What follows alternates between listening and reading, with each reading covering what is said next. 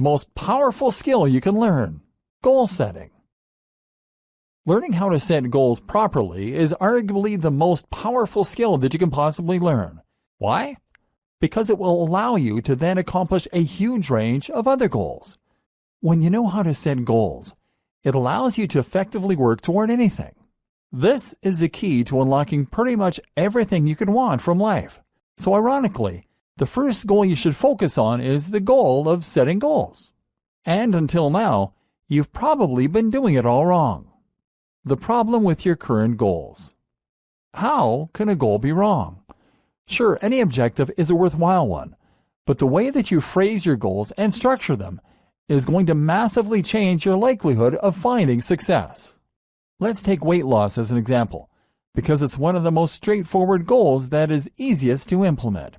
When you set out to lose weight, you should start with a concrete goal, and for most people, this will look something like this: lose 2 stone by next year. This is a terrible goal. Why? Well, first of all, it is far too vague. How are you losing weight? Weight from where? Why do you want to lose weight? What do you actually want to look like? At the same time, it's out of your control. Even if you are completely committed to your goal, you may find that outside forces prevent you from being successful. Maybe you get ill. Maybe you accidentally follow the wrong program. Maybe it turns out you have a bad metabolism. Finally, the goal is too far in the future. If your goal is to lose weight by next year, that then essentially gives you a license to procrastinate. The target is so far away that you indulge yourself in a little overeating, or put off exercise for a while and not worry about it until next month. 6 months pass and you realize you're actually further from your goal. And because it's too late, you're likely to just give up at this point. Not a good goal. What good goals look like? So what does a good goal look like? How might you phrase this same objective in a manner that will increase your chances of success?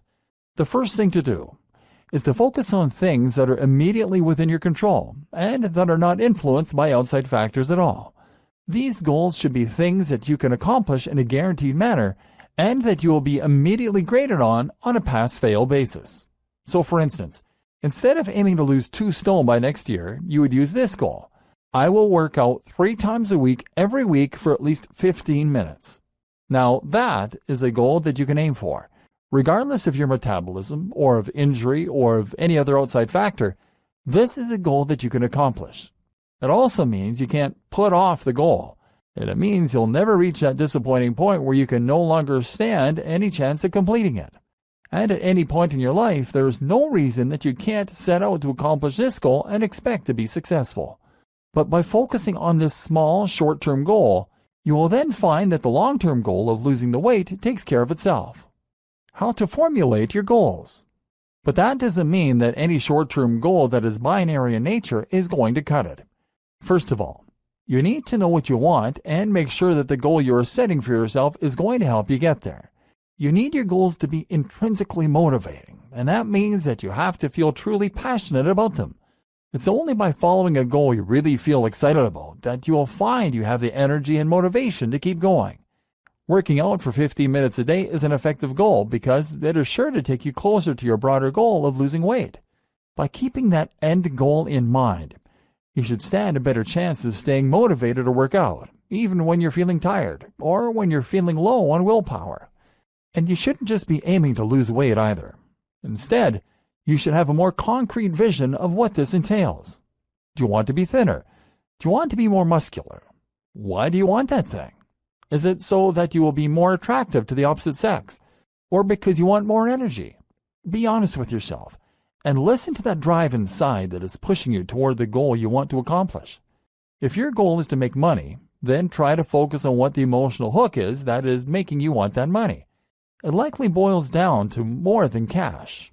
Maybe it's status you really want, power, confidence, freedom. Only by really understanding the true nature of your own dreams can you A, take the fastest route to accomplishing them, and B, maintain the drive and motivation you're going to need to get there. This is going to require some soul-searching. Moreover, you need to ensure that the goals are achievable and realistic, and that you have broken them down into small enough steps. Case in point, our goal for weight loss is to work out 15 minutes per day. That's a tiny amount, but it works because it's achievable and realistic. If you make your goal harder, such as working out for an hour a day, then you're going to find you're quickly disappointed when you can't find the time or the energy. You'll put off the exercise and make excuses. The best part about training for just 15 minutes is that once you start, you'll often find you go for longer. Put it this way, it's much better to have a small, easy-to-accomplish goal and stick with it than it is to have a massive, life-changing goal that you can't manage. But of course, if you're making your goal smaller, that means that it will take you longer to reach the eventual destination you're gunning for. This is not a problem. This is just another thing you need to accept if you want to accomplish anything. Things worth having take time. Take small, steady steps and enjoy the journey.